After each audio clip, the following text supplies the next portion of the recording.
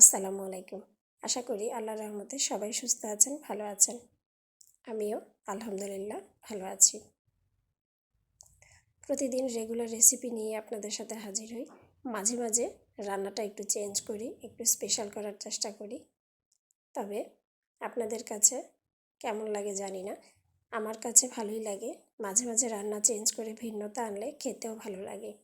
একই রান্না ঘুরিয়ে ফিরিয়েই করা হয়, কিন্তু স্বাদে একটু ভিন্নতা আসে যদি ভিন্নভাবে রান্না করা হয়। আজ আমি মাছ ভুনা করব, রুই মাছ। রুই মাছ ভুনা করার জন্য বেসিক মশলাগুলো ভেজে নিয়ে তাতে গুঁড়া মশলা দিয়ে দিয়েছিলাম। সেগুলোও ভালো করে কষিয়ে নিয়ে টমেটো দিয়েছি।